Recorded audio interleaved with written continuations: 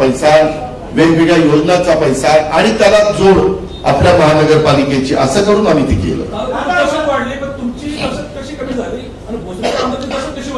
यामध्ये आमच्या हातामध्ये महानगरपालिकेची सूत्र गेले 9 वर्ष नाहीये, त्यामुळं तिथं दहशत वाढली. हे साधं सरळ गणित आहे.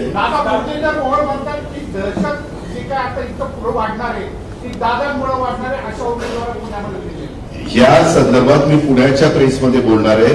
त्याबद्दल मला एवढंच सांगायचंय, काल माझ्या एका सहकार्याने सांगितलं, एका व्यक्तीला परदेशात जायला कोणी मदत केली, जरा डोकं खाजवा दाखवा. पुण्यामध्ये एक व्यक्ती परदेशामध्ये पळून गेला की नाही, त्याला पासपोर्ट कोणी दिला, कसा गेला, काय गेला, याचं जरा नीटपणे चौकशी करा. आणि त्यांनी पण वेगवेगळ्या लोकांनी वेगवेगळ्या निवडणुकीमध्ये कुणाकुणाला उमेदवारी दिलेली आहे गेल्या 15-20 वर्षात, ह्याचंही रेकॉर्ड काढा. मी त्या संदर्भात माझी फक्त इथं युती एनसीपी म्हणजे तुतारी आणि घड्याळ नाही, त्याच्यामध्ये आम्ही आरपीआय सचिन खरात गट म्हणजे RPI Republican party of India, त्यांनी पण पुण्यात आणि पिंपरी चिंचवड माझं पत्र आहे. काल विजय स्तंभाला दर्शन करण्याच्या करता, अभिवादन करण्याच्या करता मी गेलो. आपलं 1 जानेवारीला आपण जमतो ना, तिथंही सचिन माझ्याबरोबर होता. त्याच्या संदर्भात काही जागा आम्ही म्हणजे त्यांना सोडल्या.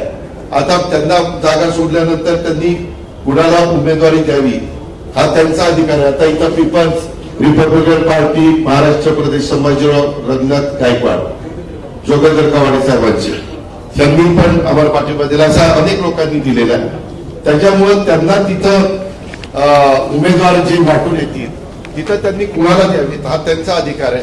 आणि मी मगाशी जे सांगितलं, हो का, हे व्हाईटनर लावलेलं, मी जर मगाशी म्हणत होतो ना, हे जे एक प्रकार आहे, हो का, व्हाईटनर लावलेलं, हे माहितीच्या अधिकारात आपण माहिती काढली, हो का, व्हाईटनर लावलेलं, हो का, व्हाईटनर लावलेलं, भयानक चाललंय, भयानक. यामध्ये आमच्या हातात सूत्र आल्यानंतर त्याची चौकशी रीतसर, कुठलीही पार्सलिटी न करता, त्या व्यवस्थितपणे जे काही नियम करून दिले त्या नियमाने आम्ही करू. पण त्याकरता जनतेचे आशीर्वाद आम्हाला पाहिजे, त्याकरता घड्याळ आणि तुतारी यांनी साथ दिली पाहिजे.